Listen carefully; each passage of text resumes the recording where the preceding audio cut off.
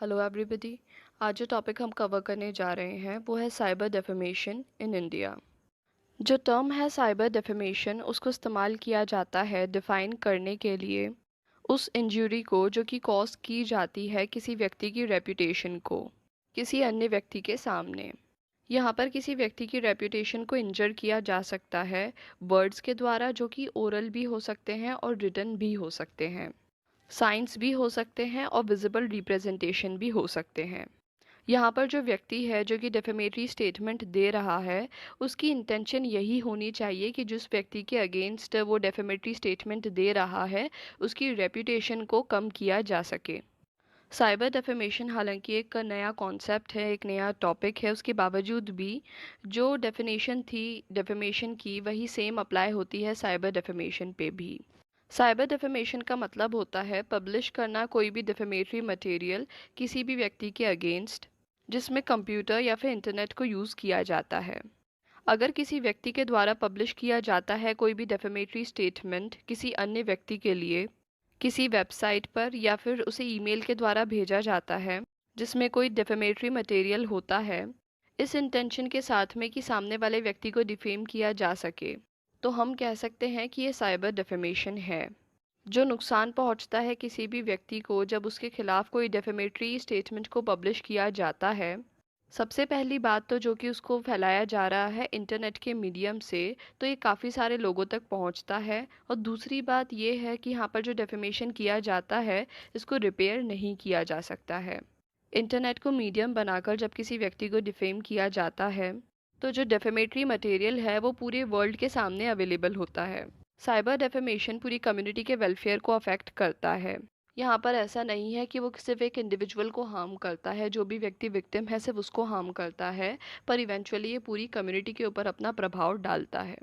Cyber defamation का जो impact है वो कंट्री की इकोनॉमी पर भी होता है। Mediums by which offence of cyber defamation can be committed. कुछ ऐसे मेजर मीडियम्स हैं जिनको इस्तेमाल करके साइबर डेफेमेशन जैसा ऑफेंस किया जा सकता है, जैसे world wide web, discussion groups, intranets, mailing list and bulletin boards, email. Cyber defamation के जो केसेस हैं वो दो ब्रॉड कैटेगरीज के अंदर फॉल करते हैं। यहाँ पर जो फर्स्ट कैटेगरी है उसके अंदर वो सारे केसेस इन्वॉल्व्ड होते हैं जहाँ पर जो लाइबिलिटी है वो प्राइमरी पब्लिशर की होती है। फॉर एन एग्जांपल वेबसाइट पे जो कंटेंट प्रोवाइडर्स होते हैं उनकी, जो ईमेल के ऑथर्स होते हैं उनकी। जो सेकंड कैटेगरी है साइबर डेफेमेशन की, उसके अंदर ऐसे केसेस इन्वॉल्व किए जाते हैं जिसमें जो लाइबिलिटी है वो इंटरनेट सर्विस प्रोवाइडर्स की होती है या फिर बुलेटिन बोर्ड ऑपरेटर्स की होती है। Statutory provisions governing cyber defamation in India. Indian Penal Code 1860 section 499 of IPC कहता है अगर कोई भी व्यक्ति अपने शब्दों के द्वारा जो कि बोले गए हों या फिर ऐसे हैं जिन्हें पढ़ा जा सके, साइंस या फिर विजिबल रिप्रेजेंटेशन के द्वारा अगर किसी एक्यूजेशन को लगाता है या फिर पब्लिश करता है इस इंटेंशन से कि जिस व्यक्ति के अगेंस्ट इस बात को पब्लिश किया जा रहा है उसको हार्म किया जा सके, और इसके साथ ही इस नॉलेज के होने के बावजूद भी कि अगर ऐसा अक्यूजेशन सामने वाले व्यक्ति पर लगाया जाएगा तो ये उसकी रेपुटेशन को हार्म करेगा। सेक्शन 499 आईपीसी के कुछ एक्सेप्शंस हैं, उनको छोड़कर अगर कोई व्यक्ति ऐसा करता है तो वो सामने वाले व्यक्ति को डिफेम करता है। डेफेमेशन का जो ऑफेंस है वो पनिशेबल है अंडर सेक्शन 500 ऑफ आईपीसी। इसमें सिंपल इम्प्रिजनमेंट का प्रावधान दिया गया है जो कि 2 साल तक की हो सकती है या फिर फाइन या दोनों। जो लॉ ऑफ डेफेमेशन है सेक्शन 499 में जो बताया गया है उसको एक्सटेंड किया गया है स्पीच और डॉक्यूमेंट्स पे भी जो इलेक्ट्रॉनिक फॉर्म में होते हैं, इंफॉर्मेशन टेक्नोलॉजी एक्ट 2000 के इनेक्टमेंट के बाद। Section 469 of IPC. Section 469 IPC कहता है कि अगर कोई भी व्यक्ति फॉर्जरी को कमिट करता है इस इंटेंशन के साथ में कि जो डॉक्यूमेंट है या फिर जो इलेक्ट्रॉनिक रिकॉर्ड है उसको फॉर्ज किया जाए जिससे किसी पार्टी की रेपुटेशन को हार्म हो, या फिर जो व्यक्ति है वो इस बात की जानकारी रखता है कि उसे इस पर्पस के लिए इस्तेमाल किया जा सकता है, तो ऐसे व्यक्ति को इम्प्रिजनमेंट की सज़ा सुनाई जाती है जो कि 3 साल तक की भी हो सकती है, और इसके साथ ही वो व्यक्ति लायबल हो सकता है फाइन के लिए भी। सेक्शन 469 में जो शब्द इस्तेमाल किए गए थे intending that the document forged, इस फ्रेज को रिप्लेस किया गया था intending that the document or electronic record forged, information technology act 2000 के एनेक्टमेंट के पश्चात। Section 503 of IPC. Section 503 of IPC define करता है ऑफेंस ऑफ क्रिमिनल इंटिमिडेशन को। क्रिमिनल इंटिमिडेशन जो कि किया जाता है ईमेल का इस्तेमाल करके या फिर किसी अन्य इलेक्ट्रॉनिक मीन्स ऑफ कम्युनिकेशन को इस्तेमाल करके किसी व्यक्ति को या फिर उसकी संपत्ति को या फिर उसकी रेपुटेशन को थ्रेट करने के लिए या फिर इंटिमिडेट करने के लिए। सेक्शन 503 कहता है अगर कोई भी व्यक्ति दूसरे व्यक्ति को थ्रेटन करता है कि वो व्यक्ति को उसकी रेपुटेशन को या फिर प्रॉपर्टी को नुकसान पहुंचाएगा या फिर किसी ऐसे व्यक्ति को या फिर ऐसे व्यक्ति की रेपुटेशन को नुकसान पहुंचाएगा जिसमें जो सामने वाला व्यक्ति है वो इंटरेस्टेड है, सामने वाले व्यक्ति को अलार्म करने के लिए या फिर सामने वाले व्यक्ति को मजबूर करने के लिए कि वो ऐसा कोई कार्य करे जिस कार्य को करने के लिए वो व्यक्ति लीगली बाउंड नहीं है,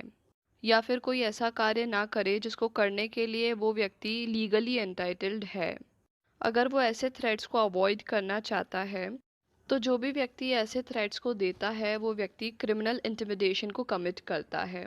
अगर एक व्यक्ति के द्वारा दूसरे व्यक्ति को धमकाया जाता है कि अगर वो कोई बताया हुआ कार्य नहीं करेगा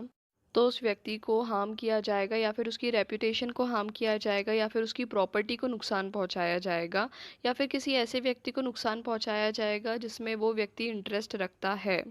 तो ऐसे समय पर जो व्यक्ति धमकी दे रहा है ऐसा व्यक्ति कमिट करता है क्रिमिनल इंटिमिडेशन को। Information technology act 2000। Section 66A of information technology act 2000, ये जो सेक्शन है ये स्पेसिफिकली डील नहीं करता है साइबर डेफेमेशन के साथ, पर ये जो सेक्शन है ये ऐसे एक्ट को पनिशेबल बनाता है जिसमें कोई ग्रॉसली ऑफेंसिव मटेरियल को सेंड किया जाता है। अगर कोई व्यक्ति ग्रॉसली ऑफेंसिव मटेरियल को सेंड करता है किसी व्यक्ति को इंसल्ट करने के लिए, उसे इंजर करने के लिए या फिर क्रिमिनल इंटिमिडेशन के लिए, तो ऐसे व्यक्ति को पनिश किया जाता है under section 66A of information technology act 2000। Section 66A of information technology act 2000। Section 66A कहता है ऐसा कोई भी व्यक्ति जो कि सेंड करता है कंप्यूटर रिसोर्स या फिर कम्युनिकेशन डिवाइस को इस्तेमाल करके कोई भी ऐसी इंफॉर्मेशन जो कि ग्रॉसली ऑफेंसिव है या फिर किसी ऐसी बात को सेंड करता है कंप्यूटर रिसोर्स या फिर कम्युनिकेशन डिवाइस को यूज़ करके जो कि एक धमकी है, ऐसे कंटेंट इंफॉर्मेशन को शेयर करता है जो कि वो जानता है कि गलत है, उसके बावजूद भी उसे शेयर करता है ताकि जो सामने वाला व्यक्ति है उसको annoyance, inconvenience, danger, obstruction, insult, injury, criminal intimidation, enmity, hatred या फिर इल विल कॉज किया जा सके। और जो व्यक्ति ऐसा करता है वो लगातार ऐसा करता रहता है कंप्यूटर रिसोर्स या फिर कम्युनिकेशन डिवाइस को इस्तेमाल करके, या फिर जो व्यक्ति है वो कंप्यूटर रिसोर्स या फिर कम्युनिकेशन डिवाइस को इस्तेमाल करके कोई इलेक्ट्रॉनिक मेल या फिर इलेक्ट्रॉनिक मेल मैसेज को भेजता है